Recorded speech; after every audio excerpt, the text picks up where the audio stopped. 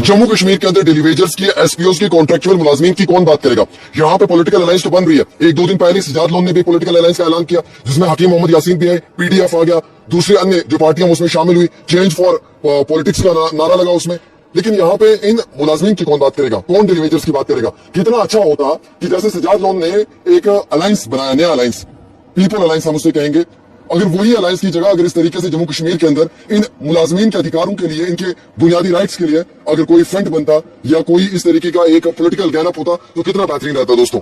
आप देखिए आज उमर अब्दुल्ला क्या हुकूमत को भी काम ऑपरेशन 9 महीने हो चुके हैं, डेलीवेजर्स को कुछ नहीं मिला, एसपीओ को कुछ नहीं मिला, हॉस्पिटल डेवलपमेंट फंड को कुछ नहीं मिला, आयशा वर्कर्स को, आंगनबाड़ी को, राबरे खेल, राबरे जंगलात, राबरे जिरात, NYC, कितनों को मैं गिनूंगा भाई साहब, नाम मुझे याद नहीं रहेंगे, इतने लंबी लिस्टें हैं।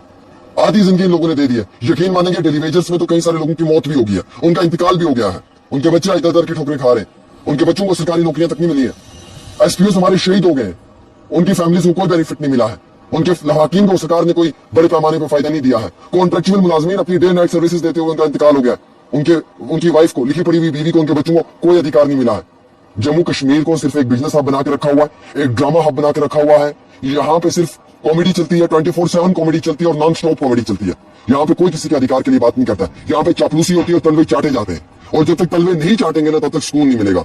हम हमेशा बात करते हैं, मैं थक चुका हूं इन मुद्दों पर बात करते करते। मुझसे जब कभी डेलीवेजर्स मिलते हैं तो यकीन माने गले लगाते हैं, वो कहते हैं भाई साहब आप हमारे मुद्दों पर बात करते हो, हमेशा बात करते हो। आज 9 महीने हो गए उमर अब्दुल्ला की सरकार को जगाना बहुत जरूरी है। बीजेपी ने तो पिछले अपने 3 सालों में जम्मू कश्मीर को बर्बादी के कगार पर पहुंचाया। मैं तो ओपनली कहूंगा पिछले 4-5 सालों में जब तक यहाँ पे बीजेपी के इक़्तिदार रहा, हुकूमत बनने से पहले यहाँ के आम शहरियों के अधिकारों को धर्म किया, डिस्ट्रॉय कर दिया।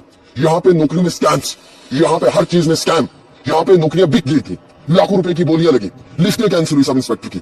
आज भी नई पोस्टें आ रही हैं मेरे परिवार में, मेरे घर में। मैं बात करूंगा खुद के अपने भाई की, मैं जब उससे कहता हूँ कि पढ़ो, वो कहते हैं भाई साहब क्या पढ़ना है यार, और सामने वाला बंदा 10-20 लाख रुपए देके नौकरी ले लेगा।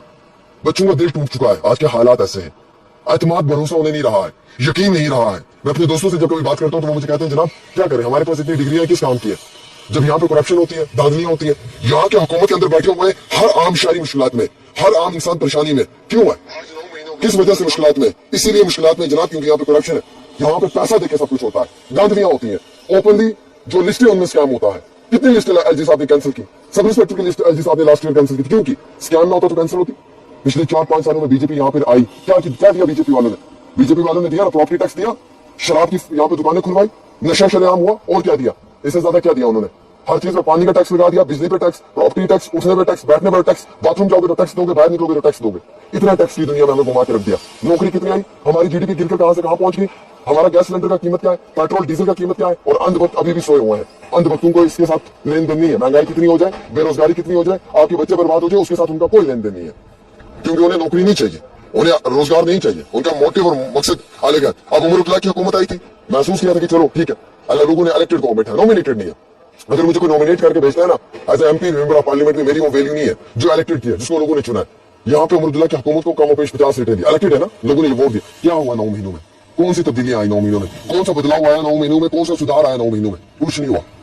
पहला बिल पास हुआ असेंबली के अंदर, डेलीवेजर्स का नाम नहीं था। श्रीनगर में असेंबली हुई, डेलीवेजर का नाम नहीं। जम्मू में असेंबली हुई, डेलीवेजर कॉन्ट्रैक्चुअल मुलाजमीन का नाम नहीं। बजट पेश हुआ, कुछ नहीं मिला। मिला तो मिला क्या मेरे भाइयों, मेरे अजीज दोस्तों, क्या मिला? हाँ मिला ना, जम्मू कश्मीर के लोगों को मिला, लॉलीपॉप मिला। अब हम ये नहीं कहेंगे कि उमर अब्दुल्ला गलत है, उमर अब्दुल्ला को काम करने का मौका नहीं मिल रहा, उनको काम करने का मौका नहीं दिया जा रहा है। उनकी कैबिनेट में 5-6 मिनिस्टर्स हैं, उनमें से कोई डिजर्विंग है भी, कोई डिजर्विंग नहीं है मिनिस्टर। आपने कमेटीज बना दी, वो क्या काम करेंगे, आपके पास रिपोर्ट नहीं है। फायर इमरजेंसी में स्कैम हुआ, आज तक उसकी रिपोर्ट नहीं आई। नए मुलाजमीन आते नहीं है, पुराने मुलाजमीन जो रिटायर हो जाते हैं उनको फिर से वापस लाते हैं काम करने के लिए। 70 साल की उम्र, उसको दिखता भी कुछ नहीं, चल भी नहीं पा रहा है, लेकिन उसे एक्सटेंड कर रहे हैं और एक्स्ट्रा आप नौकरी दो। और जो नौजवान बैठा हुआ है जो PhD क्वालिफाइड है, उसको रोजगार नहीं मिल पा रहा है। इन मुद्दों पर कौन बात करेगा यार, मेरे सिवा कोई बात नहीं कर पाएगा। भाई अकेला मैं बात करता हूँ, मैं पत्रकार हूँ, मैं जर्नलिस्ट हूँ, मेरा काम है बात करना, मैं आपको एहसान नहीं करता हूँ, लेकिन आपका काम है मेरी वीडियो को शेयर करके मुझे सपोर्ट देना। आप भी नहीं दोगे तो मुझे क्या फायदा बात करने का? मैं हुकूमत से लड़ता हूँ, आपको मालूम है आप लोगों की लड़ाई में कितना नुकसान हो जाता है, बहुत बड़े लेवल का हो जाता है, यकीन माने आप, लेकिन वो उठाना है नुकसान। आवाम के साथ चलना है तो फिर नुकसान उठाना है, हुकूमत का साथ नहीं देना है, लेकिन जो अदल और इंसाफ की बात करेगा उसके साथ रहना है। अब आप देख लीजिए हमारे जम्मू कश्मीर के अंदर क्या चीजें हुई हैं, कितना कुछ हुआ है, कई सारी चीजों को अगर आप देखें। यहाँ पर करप्शन कितनी, आए रोज पटवारी को ऐसी भी गिरफ्तार कर रही है, कभी कठुआ से पटवारी गिरफ्तार हो रहा है, कभी माइनिंग में गांधरबल से मुलाजिम गिरफ्तार हो रहा है, कभी करप्शन के मामले में हर डिस्ट्रिक्ट से मुलाजिम को गिरफ्तार किया जा रहा है। करप्शन इस पीक पे पहुंच चुकी है कि जनाब आप पूछो ही मत। आप पूछो ही मत कि क्या हालात। एनवाईसी पे मुलाजमीन 83 रुपीज पर डे, 83 रुपया दिन का लेते हैं। भाई साहब 100 रुपए का ना एक टाइम का चाय का कप है। 83 रुपए में एक दिन में कौन मुलाजिम काम करेगा? एनवाईसी वालों को करवा रहे हैं। अफसोस है यार, अफसोस से कुछ नहीं होगा। ये जम्मू कश्मीर जो है ना, ये यूनियन टेरिटरी बनने के बाद खत्म हो चुका है, सीरियसली तबाह हो चुका है। सिर्फ हमारे जहनों में एक चीज डाल दी है, हिंदू मुस्लिम। हिंदू को मुसलमान से लड़वाते हैं, मुसलमान को हिंदू से लड़वाते हैं। सिर्फ अल्लाह और राम के नाम पे झगड़ा करवाते हैं, उसके सिवा कुछ नहीं है। हमारे जो मेन मुद्दे उनसे हमें भटका दिया है। हम एक दूसरे के साथ हिंदू मुस्लिम में लड़वा दिया है, जबकि वो हमारा मोटिव ही नहीं है, वो मुद्दा ही नहीं है। हमें उन चीजों में लगा दिया है इन्होंने। मैं चाहता हूं कि हुकूमत के अंदर बैठे हुए आप सभी लोग बात करें।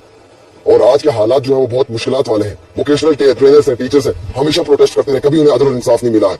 मेरा फर्ज बनता है बात करना, लेकिन खुदा मेरी वीडियो को शेयर कर मेरी आवाज में आवाज मिलाना आपका फर्ज बनता है। बहुत बहुत बेरोजगारी है जम्मू कश्मीर में, बहुत करप्शन है, और यहाँ पे बहुत धांधलियां हो रही है, और बहुत बड़े पैमाने पे जो है वो अफसरशाही है, और गरीब को लात के नीचे कुचला जा रहा है। उसके लिए आवाज उठानी है।